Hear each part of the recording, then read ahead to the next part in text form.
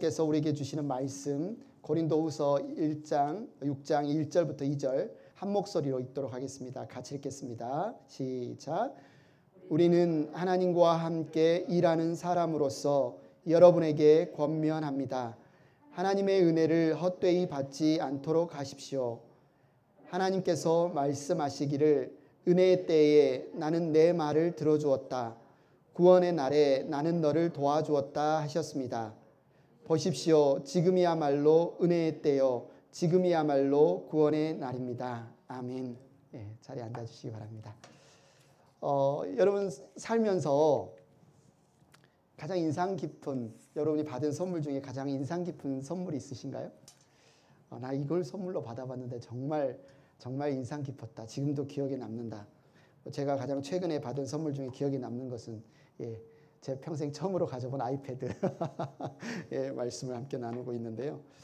오늘 또 좋은 선물 하나 받았습니다. 우리 진원이가 열심히 일주일간 연습을 해서 우리 찬양팀에서 이렇게 드럼으로 섬겨주니까 너무 또 감사한 선물이었습니다.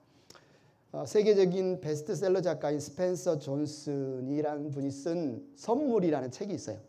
선물이라는 책이 있는데 이 책에 보면 한 나이 지긋한 할아버지와 젊은 어린 소년이 대화하는 장면으로 시작하는데요. 이 할아버지가 이 소년에게 이야기하는 겁니다. 너가 이 선물, 이 세상에서 가장 소중한 이 선물을 찾기만 한다면 너의 인생은 정말 행복할 거야. 너의 인생은 정말 행복할 거야. 너가 꼭 이 선물을, 이 가장 인생의 소중한 선물을 찾았으면 좋겠어. 그런데 내가 바로 알려주지는 않을 거야. 대신 힌트는 줄게. 그런데 한번 네가 이 선물을 찾아보렴. 이렇게 이제 이야기를 했죠. 근데 이 소년이 계속 선물이 뭘까? 우리 인생에서 가장 소중한 선물이 뭘까? 고민했는데 잘 모르겠는 거예요.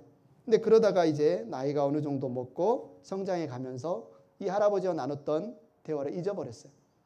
청년이 되어서 열심히 공부해서 직장도 들어가고 직장 생활 열심히 하는데 힘든 일이 있었어요. 막 좌절을 겪었어요. 다른 친구들은 막 승진을 하는데 자기는 승진도 안 되고 자꾸 힘든 일이 생겼어요. 그래서 힘들다 하는데 갑자기 어렸을 때 그 할아버지가 했던 말이 생각이 나는 거죠. 이 선물을 알면 진짜 인생을 행복하게 살 수 있다고 했는데 그게 뭐였을까? 이제 소년이 청년이 되었죠. 청년이 그 할아버지를 찾아갑니다. 이 할아버지를 찾아갔을 때 이 할아버지는 그 청년을 보자마자 대뜸 아직 선물을 못 찾았냐고. 그러면 내가 더 이제 큰 힌트를 주겠다고. 한번 큰 힌트를 줄 테니까 한번 찾아보라고. 지금까지 살아오면서 행복하게 느꼈던 인생의 그 장면들을 한번 떠올려 보라고. 여러분도 한번 떠올려 보십시오. 여러분이 쭉 어렸을 때부터 지금까지 살아오면서 행복했던 순간들, 그 장면들을 한번 떠올려 보십시오. 그 다음에 또 질문을 던집니다. 그 장면들의 공통점이 뭐였냐고. 가장 행복했던 그 순간의 장면들의 공통점이 무엇이었냐고. 이 청년은 자신이 살아온 인생의 그 장면들을 파노라마처럼 스냅샷처럼 이렇게 막 떠올려 보다가 갑자기 발견해요. 그것은 그 행복했던 그 순간이었구나. 다른 그 어떤 것보다 그 일에 정말 몰두하면서 집중했던 그 순간을 즐겼던, 그 순간을 소중하게 생각했던 그 순간, 현재라는 그 순간이 자신에게 있어서 선물이었구나. 그래서 영어 단어에 보면 선물이 present, 다른 말로 선물인데 또 다른 뜻으로 현재라는 뜻도 있죠. 이 청년은 깨달았어요. 내게 주어진 오늘 이 시간, 현재가 나에게는 최고의 선물이구나. 여러분 오늘 엄청난 선물을 받으셨는데 이 선물을 여러분 즐기시기 바랍니다. 성경은요, 영원에 관한 책이죠. 영원한 삶, 영원한 생명, 영원한 구원. 그런데 이 영원에 대해서 강조를 하게 하지만 그 영원은 지금과 연결된, 오늘 이 시간과 연결된 영원에 대해서 우리에게 가르치고 있습니다. 그래서 하나님의 나라는 이제 예수 그리스도께서 재림하시고 우리가 그 나라에 가면 완성된 선물로 우리에게 주어지는 미래의 선물이기도 하지만 예수님이 이 땅에 오시면서 이미 우리가 누리고 있는 오늘의 선물이기도 하다는 거죠. 그래서 이 선물은 이미 하나님이 우리에게 이미 주셨고, 그래서 우리가 선물을 누리는 것은 오늘 지금 누려야 된다.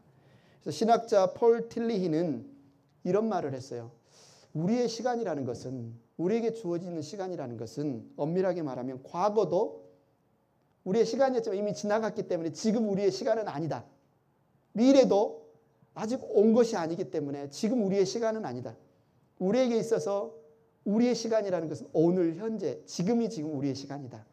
그래서 영혼을 산다는 것은 다른 말로 오늘을, 현재를 제대로 잘 사는 것이 어쩌면 영혼을 산다는 거죠.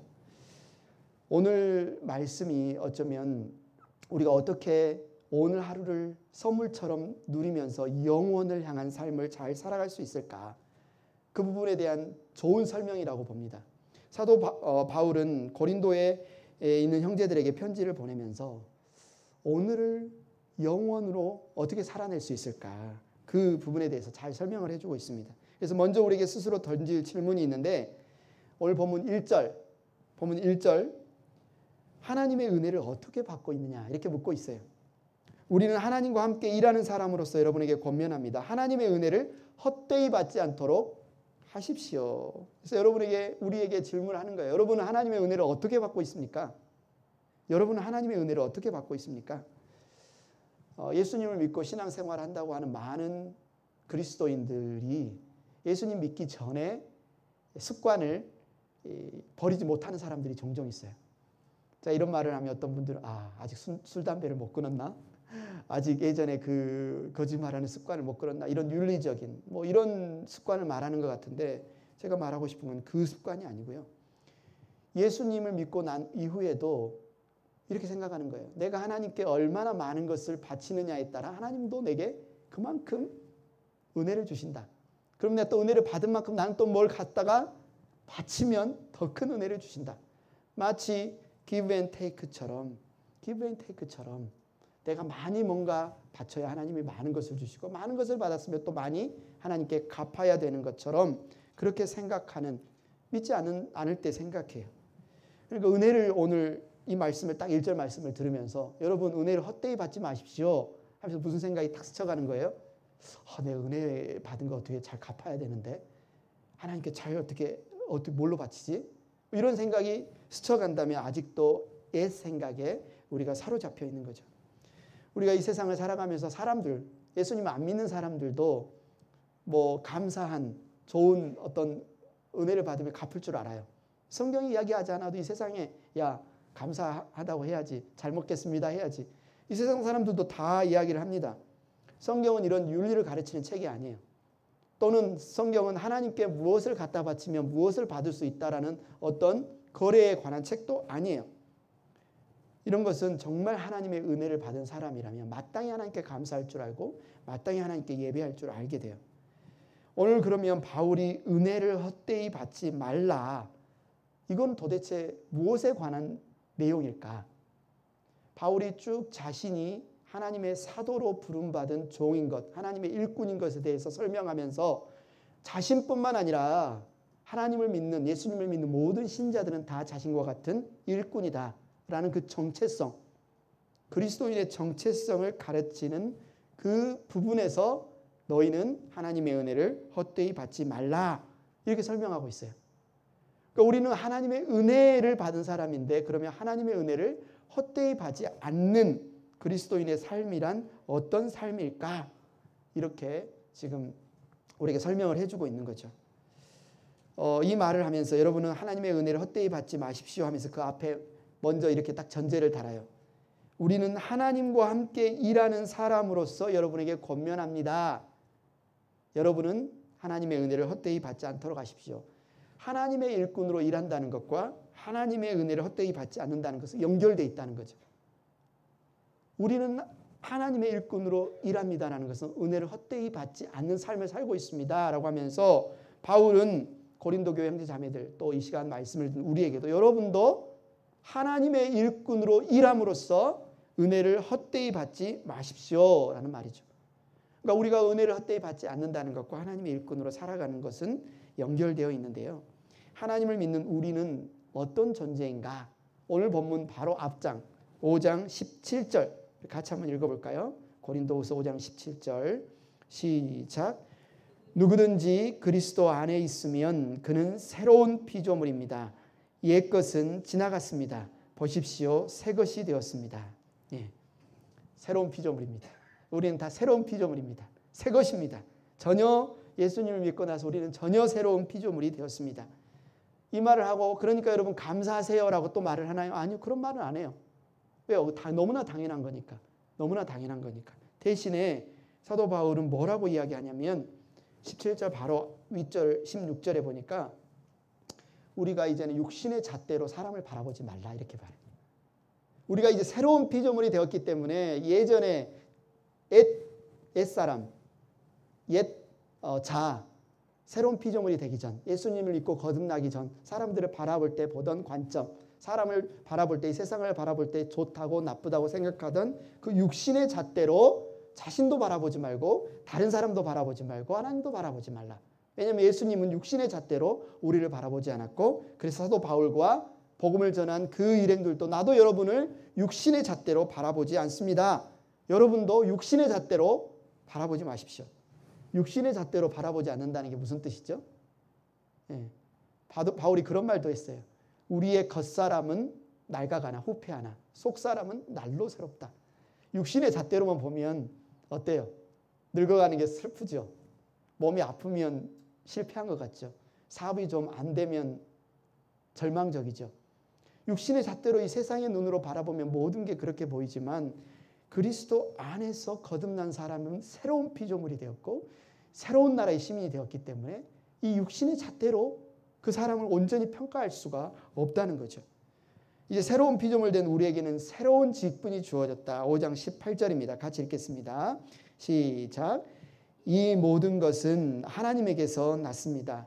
하나님께서는 그리스도를 내세우셔서 우리를 자기와 화해하게 하시고 또 우리에게 화해의 직분을 맡겨주셨습니다. 이제 우리는 새로운 피조물이 되었고 새로운 피조물 된 우리에게 주어진 최고의 우리의 삶의 목적, 우리의 인생의 최고의 어떤 역할은 뭐냐면 하나님과 여전히 우리가 예전에 그랬던 것처럼 죄 가운데 있던 사람들을 화해시키는 일, 이것이 우리의 최고의 직분이다. 최고의 직분이다.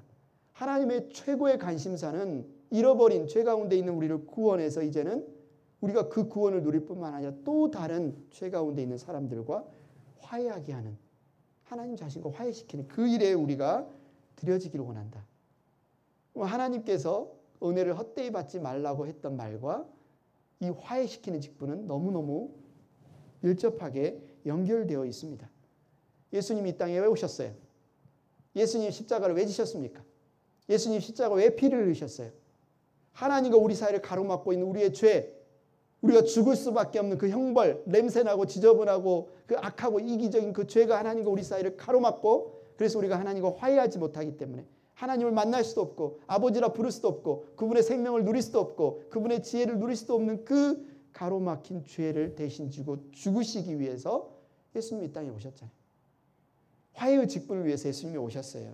그러면 하나님의 은혜를 헛되이 받지 말라는 말은 하나님과 화해하는 그 일을 우리가 해야 되는데 그 일을 안 한다는 것은 예수님을 두 번 죽이는 일이에요.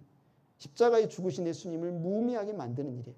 하나님은 예수님은 우리를 화해시키기 위해서 또 다른 사람들을 화해시키는 그 일로 우리를 부르셨는데 우리가 그 일을 무관심하다면, 우리가 그 일에 관심이 없다면 예수님의 십자가의 죽으심이 좀 헛되게 하는 것이다. 이것이 은혜를 헛되게 받은 것이다.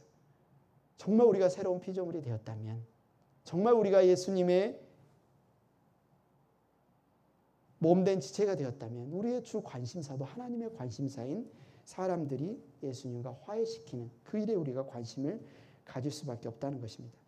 그래서 우리가 은혜를 헛되이 되게 하지 않기 위해서 언제 어디서나 예수님 안에서 우리는 화해하는, 하나님 예수님의 십자가의 보혈로 의로운 존재가 되어서 하나님과 화해되었고 이제는 또 다른 사람을 화해시키는 일을 해야 합니다. 우리 십자가의 그 의로움이, 예수님의 그 십자가가 우리의 어쩌면 아이덴티티, 정체성이 되는 것이 바로 우리가 은혜를 헛되이 받지 않는 것이다.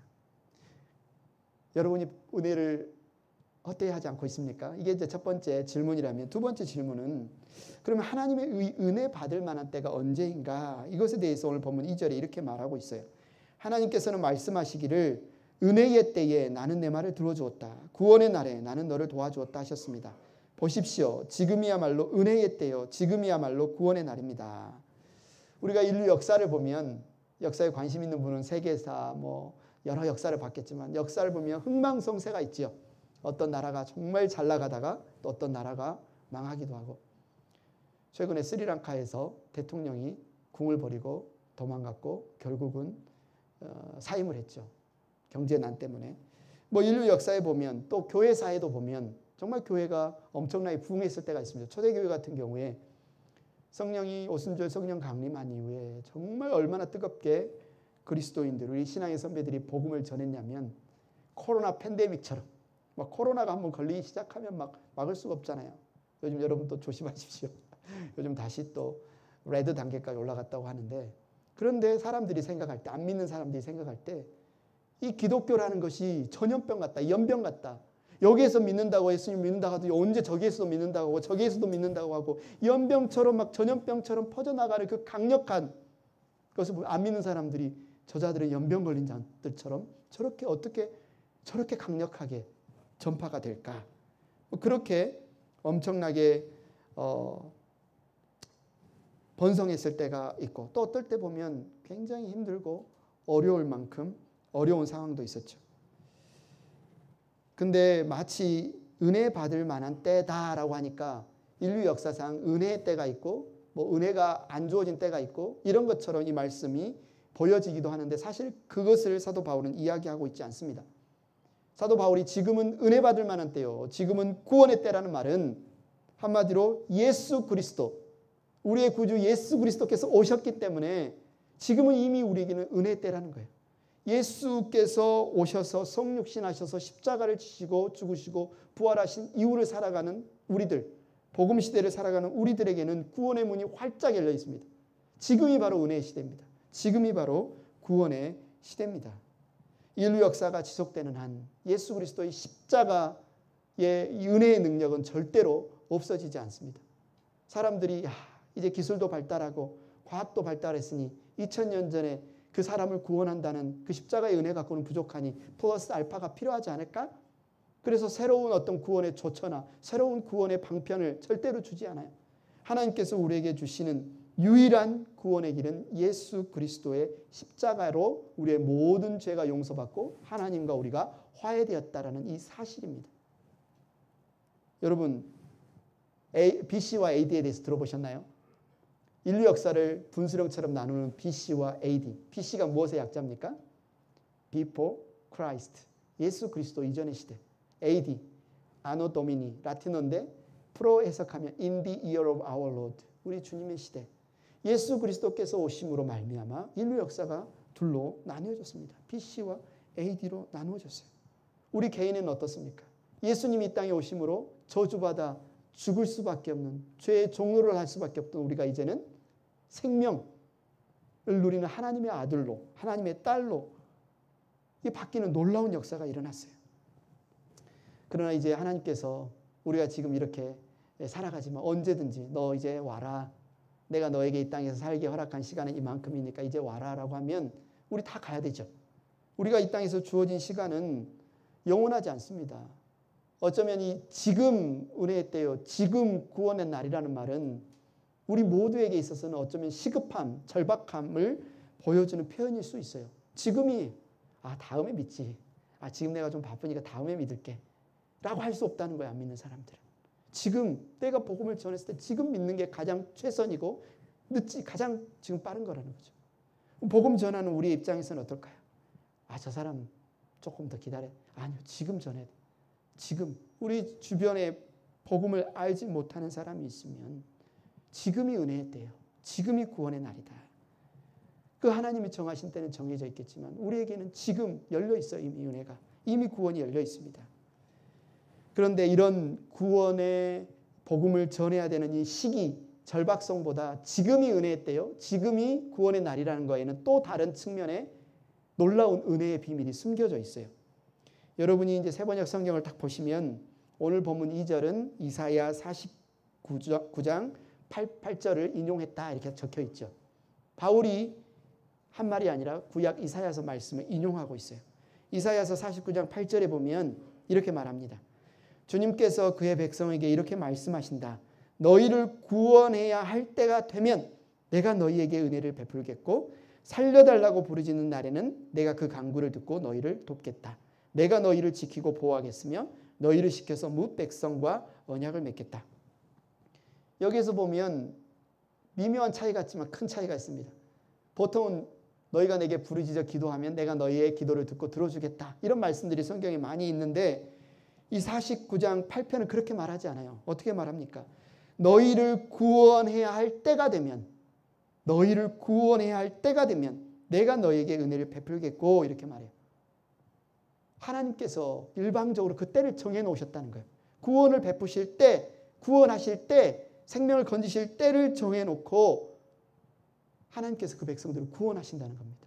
우리가 생각할 때는 우리가 그분께 뭔가 달라고 해야, 우리가 뭔가 그분께 구해야 주실 것 같은데 그게 아니라 우리가 구원받은 것은, 우리가 은혜 받은 것은 우리가 요청하기도 전에 이미 하나님께서 예비해 놓으시고 그때가 되어서 우리에게 부어주신 거구나. 이 사실을 성경은 이야기하고 있습니다. 하나님께서 우리에게 구원을 베푸셨습니다. 할렐루야. 하나님께서 우리를 죄에서 구원해 주셨습니다. 할렐루야. 그런데 여러분 어떻게 구원받으셨습니까? 여러분이 하나님을 찾고 찾아서 그렇게 구원받으셨습니까? 아니요. 우리는 죄인이었습니다. 우리는 하나님을 몰랐을 뿐만 아니라 오히려 하나님의 원수였어요. 하나님을 원수로 있던 우리를 하나님께서 먼저 찾아와 주셨어요. 우리가 죄인이었을 뿐만 아니라 하나님을 적대하고 하나님께 반역하고 하나님과 원수였을 때 그분이 우리를 먼저 찾아와 주셨어요. 그분이 우리를 구원하기 위해서 무슨 일을 하셨습니까? 우리를 긍휼히 여겨주셨다. 불쌍히 여겨주셨다. 이런 신학적인 용어뿐만 아니라 여러분의 인생의 과거를 한번 살펴보십시오. 저의 간증을 여기서 구원 간증을 들으신 분도 있고 안 들으신 분도 있는데 아마 여러분의 구원 간증도 그럴 거예요.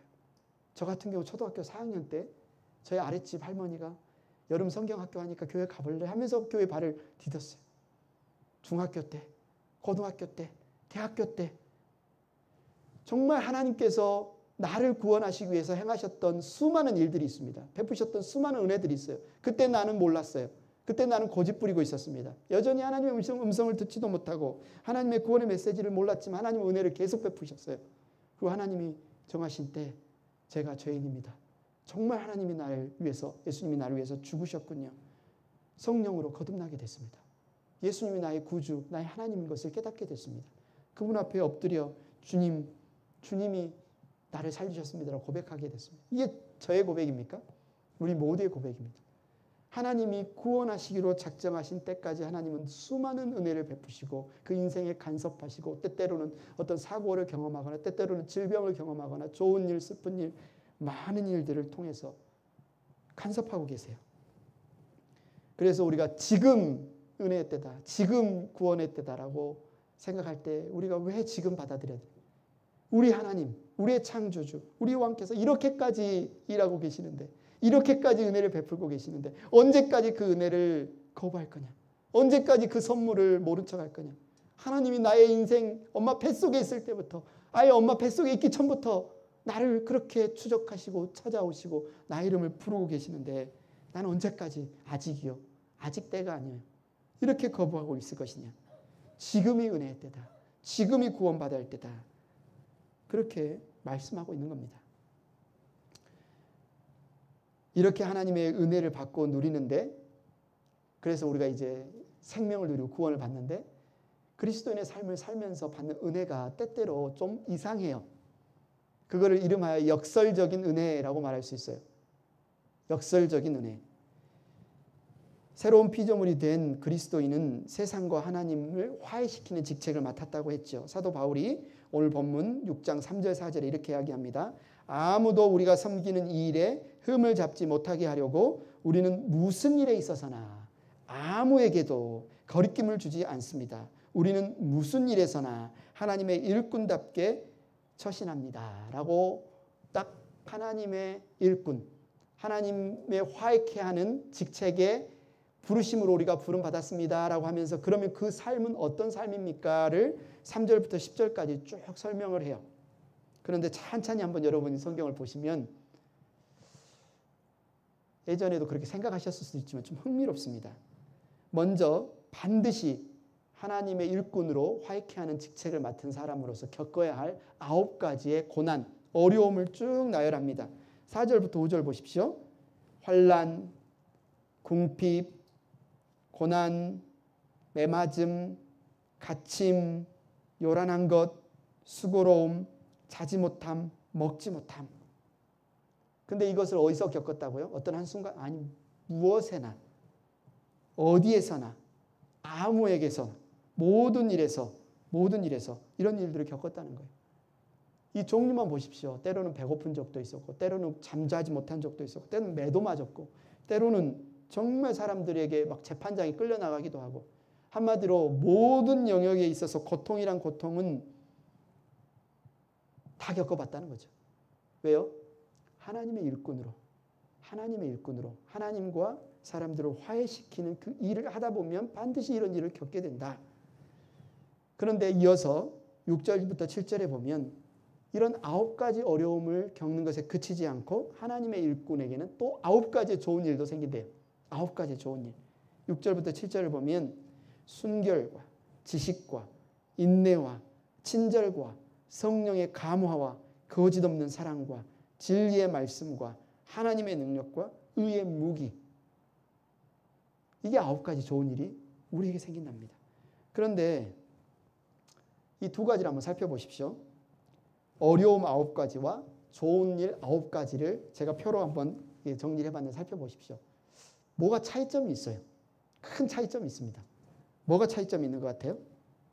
환난, 궁핍, 공경, 곤란, 매맞음, 갇힘, 요란한 것, 수고로움, 자지 못함, 먹지 못함.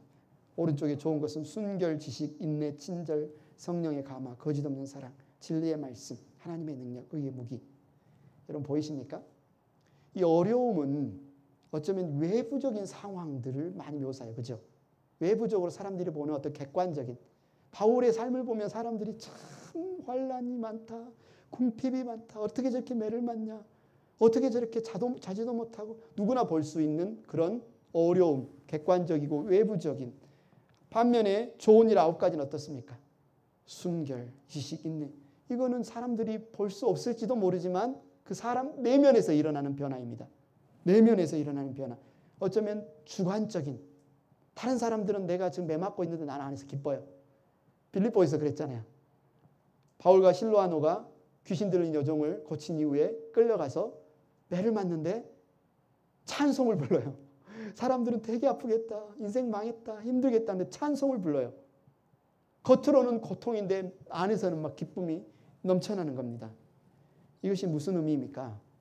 이게 복음이고 이게 하나님의 백성에게 주어진 놀라운 선물인데 뭐냐? 우리를 둘러싼 그 상황이 어떠하든지 주변의 사람들은 다 망했다고 하고 어쩔 수 없다고 하고 절망이라고 하는 상황 속에서도 우리는 이 9가지 열매를 언제든지 누구에게나 무슨 일에서도 누릴 수 있는 자격과 은혜가 주어졌다는 겁니다. 외부에서는 힘들겠다고 하지만 우리 안에서는 놀라운 은혜를 누리는 거예요. 그런데 이것이 우리가 열심히 노력해서 목사님이나 되니까 그러겠죠가 아니라 성령으로 거듭나서 예수님을 믿는 모든 사람에게 주어진 선물이라는 겁니다. 이게 하나님의 은혜라는 거예요. 하나님의 은혜로 그렇게 된다는 겁니다.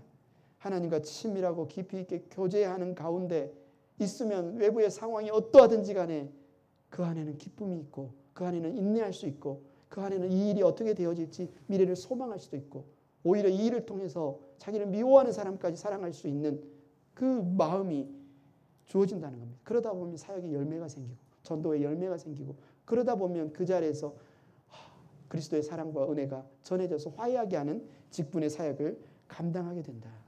우리의 인생이라는 것은 은혜 받는 우리의 인생이라는 것은 하나부터 열까지 이 하나님의 주권적인 은혜 가운데서 진행이 된다는 겁니다. 그래서 우리는 늘 그것을 위해서 기도해야 되고 그것을 위해서 기도해야 되죠. 내가 지금 고난을 받든지 내가 지금 좋은 일이 있든지 이것을 통해서 어떻게 하나님의 의가 드러나겠습니까? 이것을 통해서 어떻게 저 사람들이 하나님과 화해하겠습니까? 이것이 우리의 기도 제목이 돼야 돼요. 그냥 1차적인 하나님 몸 아프니까 몸 낫게 해주세요. 하나님 지금 이 사람과 관계가 힘드니까 빨리 해결해 주세요. 하나님 경제적으로 어려우니까 좀 풍요롭게 해주세요. 여기서 우리의 기도가 멈추는 것이 아니라 그 일들을 통해서 하나님 어떻게 하나님의 의가 드러나겠습니까?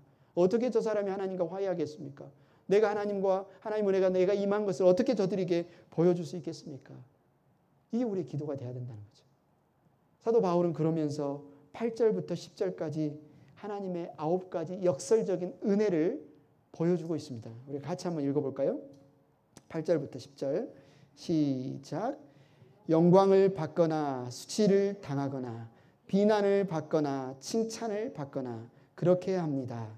우리는 속이는 사람 같으나 진실하고 이름 없는 사람 같으나 유명하고 죽는 사람 같으나 보십시오 살아 있습니다.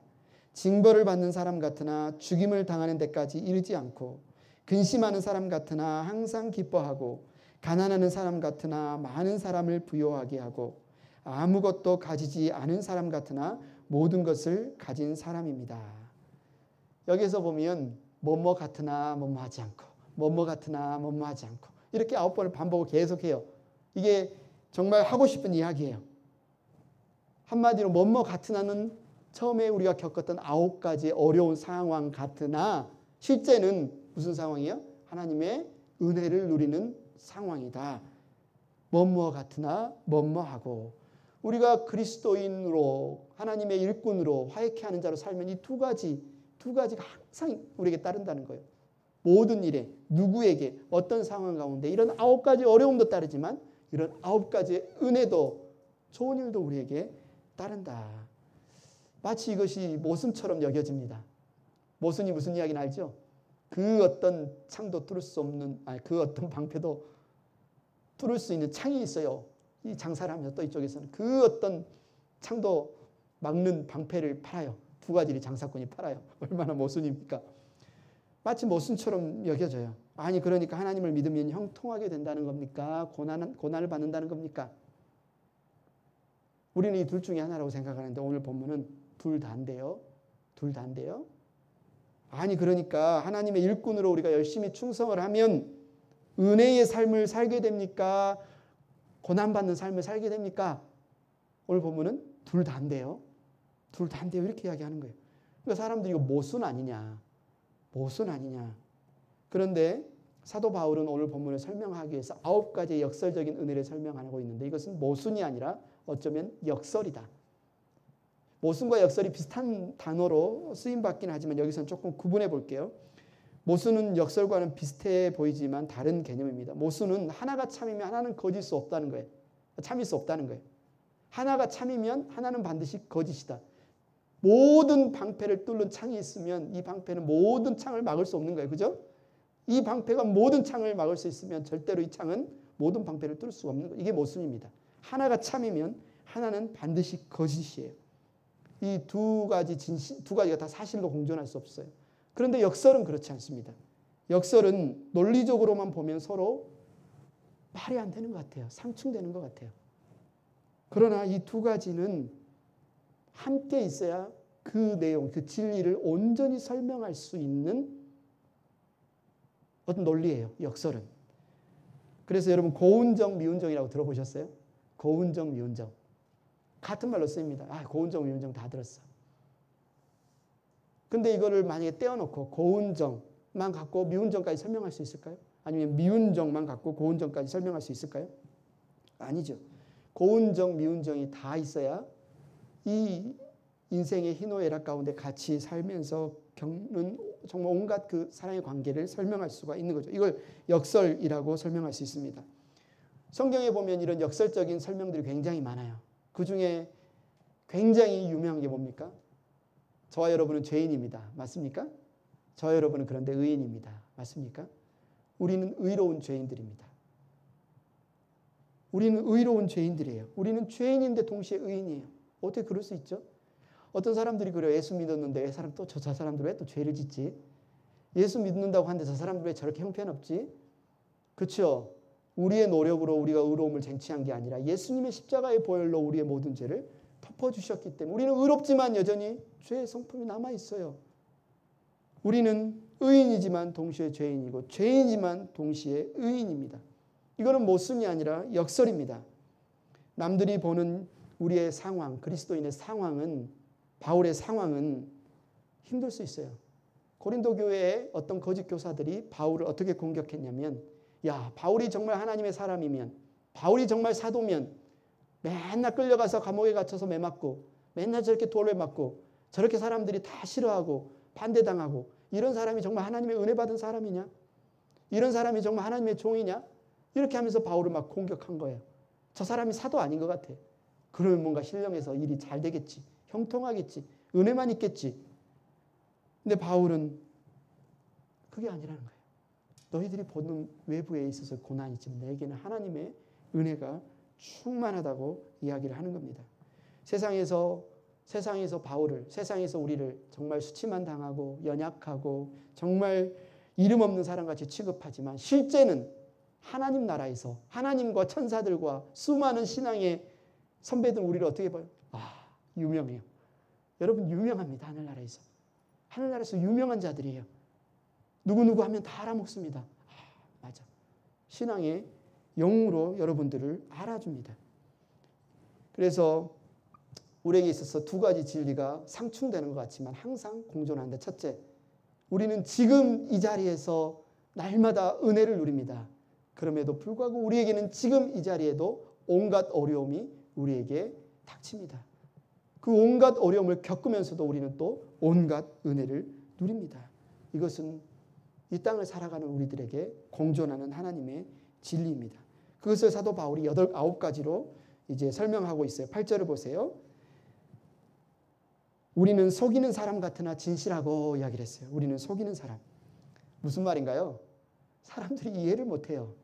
이런 이야기를 하면 저를 사기꾼으로 봐요. 말이 되냐? 말이 되냐? 어떻게 은혜가 또 고난이 은혜냐? 모든 일이 잘 돼야 그게 하나님의 사랑이지. 사랑하시는 분이 나에게 막 힘든 일을 겪게 한다고? 막 사기를 치는 거짓말을 이야기하는 사람처럼 그리스도인들을 이야기해요. 언뜻 보면 말장난 같고 언뜻 보면 모순된 것처럼 그렇게 생각해요. 그러나 우리가 신앙생활을 하면 이거 하나씩 하나님의 은혜로 깨닫잖아요. 내가 지금 겪는 이 일이 고난이 정말 고난인 줄 알았더니 하나님의 은혜였구나. 하나님의 은혜의 통로였구나. 이걸 통해서 하나님의 얼마나 놀라운 사랑과 자비를 깨달을 뿐만 아니라 내 주변에 있는 사람에게 그 사랑을 설명할 수 있는, 복음을 전할 수 있는 교회였구나. 9절을 보세요. 우리는 이름 없는 사람 같아요. 이 세상에 누가 우리를 주목합니까? 나 예수님 믿는데요 하면서 우와, 누가 우리에게 그렇게 박수를 쳐줍니까? 누가 우리에게 관심을 둡니까? 그런데 방금 전에 말한 것처럼 하나님과 천사들과 하나님 나라에서는 저와 여러분이 보배로운 존재예요. 유명한 존재예요. 하나님의 아들 예수님의 피값으로 아끼지 않고 내어주고 우리를 살 만큼 정말 존귀한 존재가 우리라는 거죠. 죽은 사람 같으나 뭐예요? 우리는 살아있는 사람이다. 하나님께 징벌을 받는 것처럼 보일 때도 있으나 하나님은 우리를 훈육하시는 아버지이실 뿐이지 죽는 데까지 우리를 내버려 두지 않으신다. 10절에 근심하는 사람 같으나 우리가 살다 보면 예수 믿으면 근심 없지? 걱정 없지? 고민 없지? 그렇게 말들 하지만 똑같아요. 그죠? 우리도 근심이 있고 우리도 고민이 있습니다. 그러나 거기에서 멈추지 않는다는 게 차이점이에요. 우리도 똑같은 근심과 똑같은 고민과 똑같은 염려가 있는데 그 고민과 염려와 걱정 속에서도 성령께서 주시는 기쁨이 나와요. 그냥 근심에서 멈추는 게 아니라 그 근심 이후에 성령께서 주시는 기쁨이 우리 가운데서 막 넘쳐 흘러요.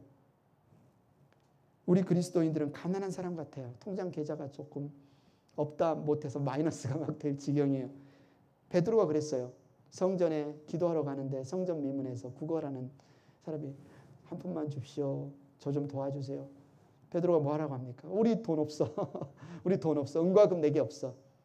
근데 거기서 멈춰요. 가난한 사람 같은 아니요. 그러나 나사렛 예수 그리스도 이름으로 일어나 명하노니 일어나 걸으라. 사람을 이렇게 세워요. 인생을 바꿔요. 새로운 사람이 되게 합니다.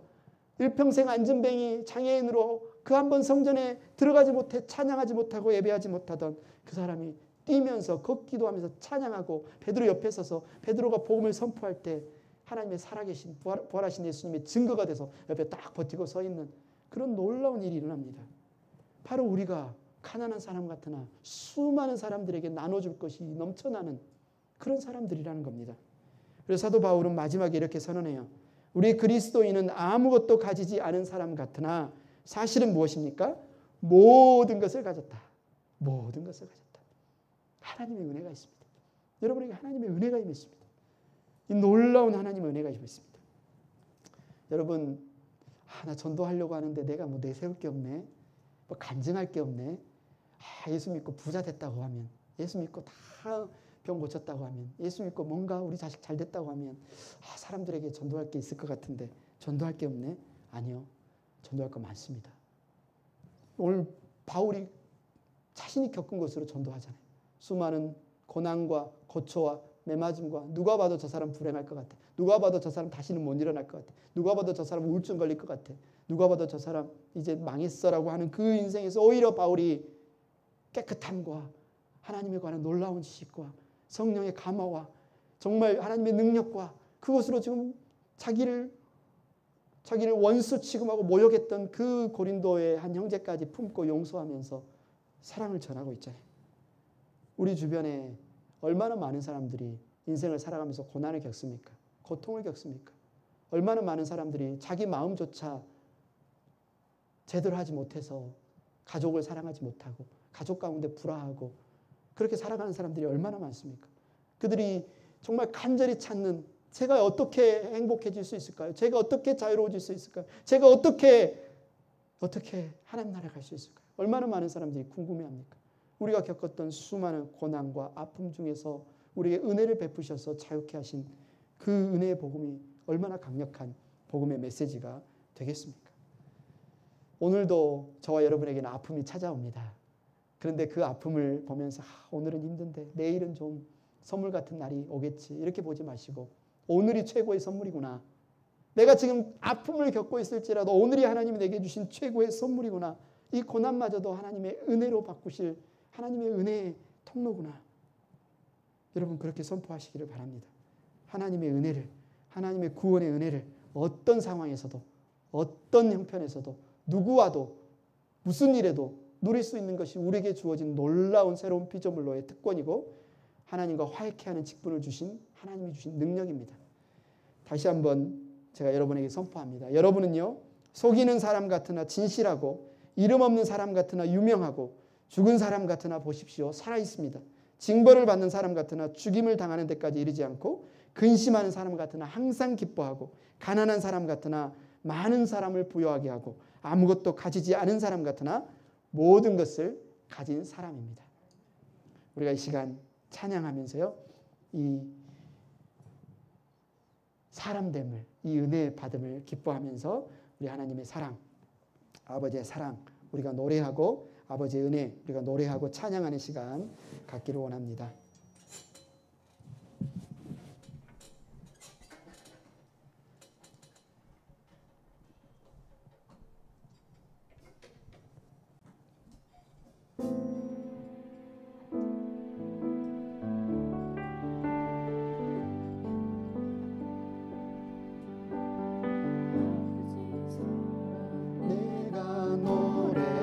아버지 은혜 내가 노래해.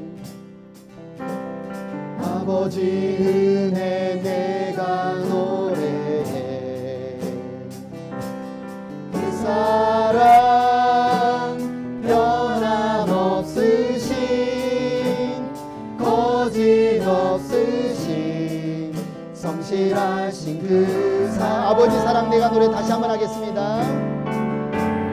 아버지 사랑 내가 노래해. 아버지 은혜 내가 노래해. 그 사랑 변함없으신 거짓없으신 성실하신 그 사랑 상한 갈 때 꺾지 않으시는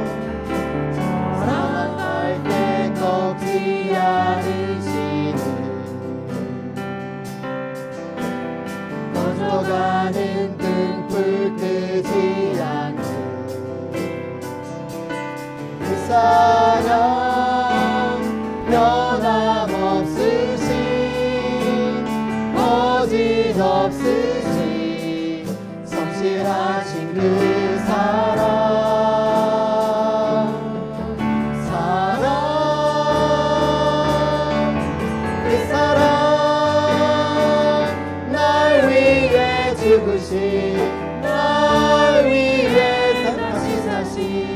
예수 그리스도 다시 오실 그 사랑 죽음도 생명도 천사도 하늘의 어떤 권세도 끊을 수 없는 영원한 그 사랑에 다 같이 일어나셔서 찬양하겠습니다. 그 사랑 날 위해 죽으신 날 위해 다시 사신 예수 그리스도 다시 오실 그